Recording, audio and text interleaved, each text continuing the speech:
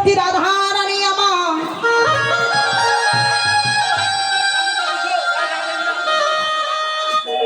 স্বামী সেবা দিলেন,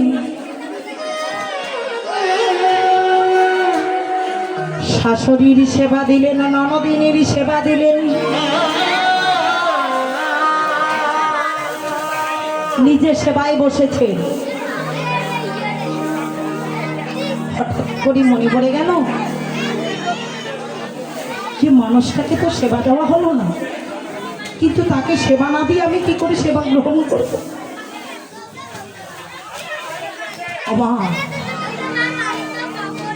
ওই মানুষটাকে সেবা না দিয়ে যদি কেউ সেবা নেয়, গীতায় কি বলেছে জানেন? জগতে তার মতো চোর আর কেউ হবে না।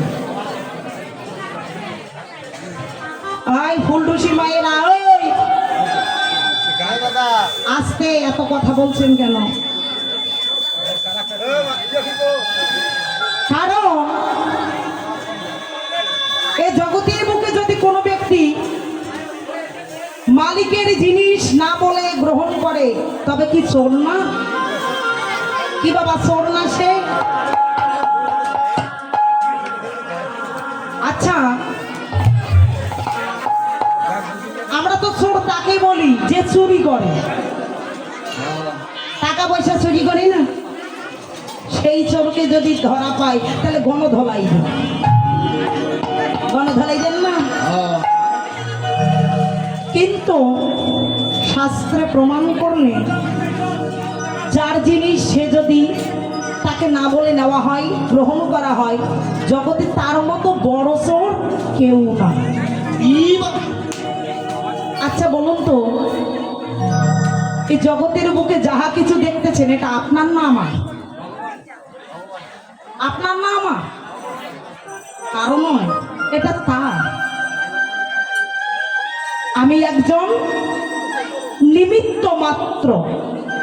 তাহলে যার জিনিস তাকে যদি না দিয়ে আমি গ্রহণ করি, আমার মতো চোর আছে গো? কি বাবা,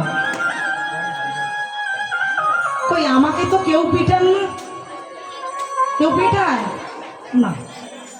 তো রাধারানী ভাবছে সবাইকে সেবা দিলাম, যার জন্য আমি জগতে এসেছি, ওই মানুষটাকে সেবা দিতে পারিলাম না। সেবা দিতে হবে কেন? কিন্তু তাকে সেবা দেওয়ার কথা মনে থাকে বাবা? হ্যাঁ, সে খেলো কি খেলো না দেখার বিষয় আছে। সে খায় কি না খায় ওটা খবর নাই, কিন্তু 4 বেলা কিন্তু গোডাউন ভর্তি হয়ে যায়। গোডাউন ভর্তি হয় না? 3 বেলা নয় গো, 4-5 বেলা গোডাউন ভর্তি। হ্যাঁ, তারও বেশি। কিন্তু যেদিন গুরুদেবের চরণে আশ্রিত হয়েছিলেন, গুরুদেব কি দিয়েছিল? দীক্ষা দেয়নি বাবা? দীক্ষা দেয়নি? আচ্ছা, দীক্ষার আবিধানিক অর্থ, অর্থাৎ দীক্ষাটা একটু বিশ্লেষণ করেন তো। দীক্ষা, দীক্ষা তার মানে খা, দীক্ষা। এই আজকে তোকে দীক্ষা দিলাম, আজকের পর থেকে তুই যা কিছু পাবি ভগবানকে আগে দিবি, তারপর খাবি। ভগবানকে দিয়ে খা। আচ্ছা, ভগবানকে দিয়ে খেলে কি কম পড়ে মা? আই শ্যামলির মা, ওই আরে সুখের গল্প, বহুদিন পর দেখা হয়েছে দিদি। ও এদিকে মাঝে মাঝে আমি এমন ধমক দিই না ভয়। ভগবানকে দিলে কম পড়ে গো, গোপালকে দিলে কম পড়ে? কম হয়? কেমনি কম হয় আমার বোঝান তো, কেমনি কম পড়ে? 1 কেজি চাল রান্না করেছেন, ওর মধ্যে কি ½ কেজি গোবিন্দ খান? ওই খাই কি? খাই না, কিন্তু আমরা তাকে দেব না। হ্যাঁ, খাই না বিদায় দেয় না। তো গোবিন্দ বলেছিলেন, শ্রীমদ্ ভগবত গীতায় বললেন, যার বস্তু তাকে যদি না দিয়ে খাওয়া হয়, গ্রহণ করা হয়, তার মতো বড় চোর জগতে কেউ নেই। চোরের সাজা কি হয় সেটা তো জানেন। কিন্তু জগতের বুকে যদি ভগবানকে নিবেদন করে গ্রহণ করা হয়, সেটা কি হয় বলেন তো? প্রসাদ, অমৃত। কি ভুল বলছি গো?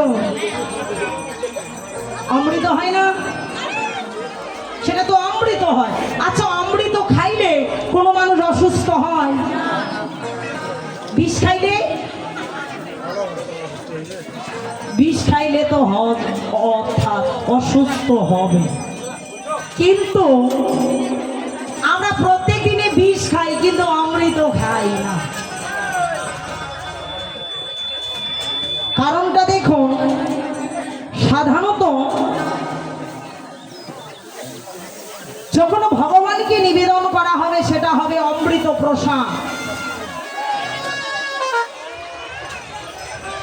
আর ভগবানকে যদি নিবেদন করা না হয় সেটা হবে ভাত।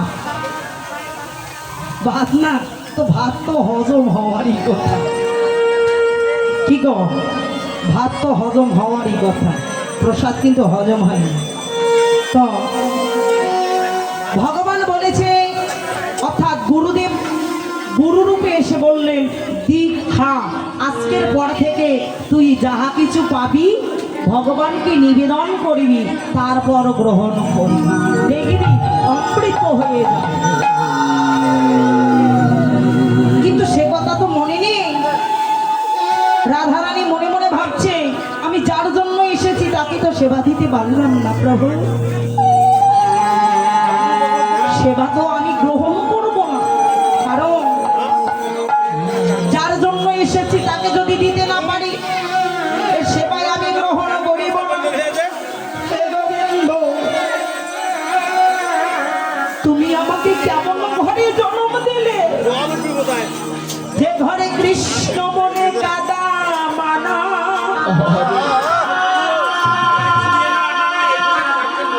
যে ঘরে দীর্ঘ সাজ ছাড়া মানা,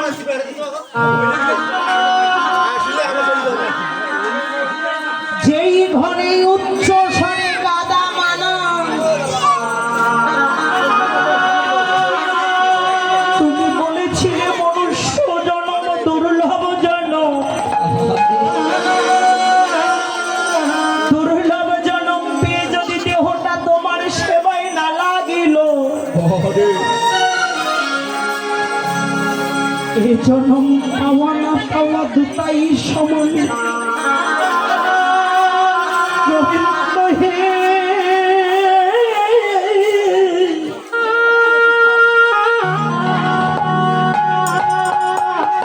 যদি আমাকে এই মানব কুলে জন্ম না দিয়ে যদি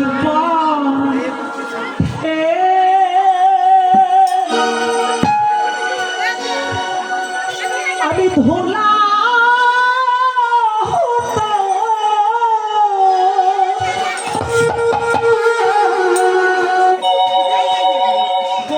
আমি পথের মাঝে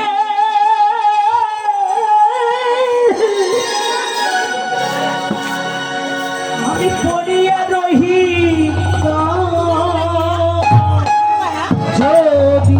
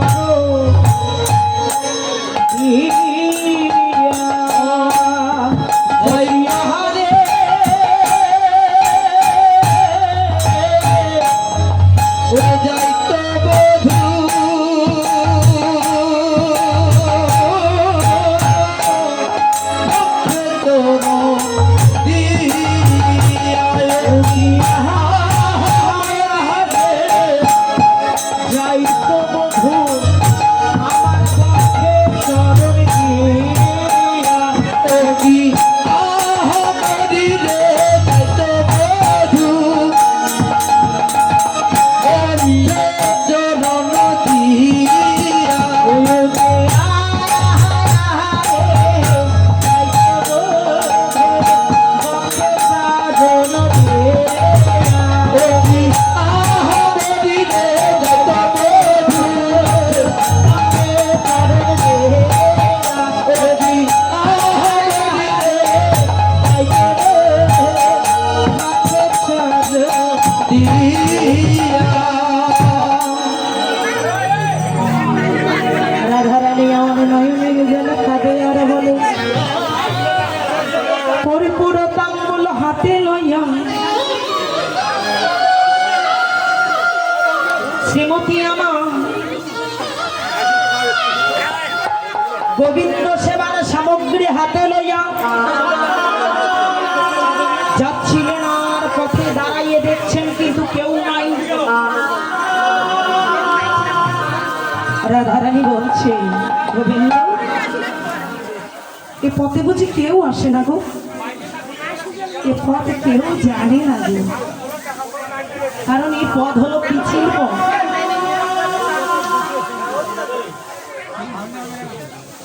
বৃষ্টি হলে তো রাস্তা পিছিল হয় না, তো পিছিল রাস্তায় কি হাঁটা যায়, পড়ে যায়। তো ঠিক রাধারানী বলছে গোবিন্দ এই পথে কেউ যায় না, এ পথে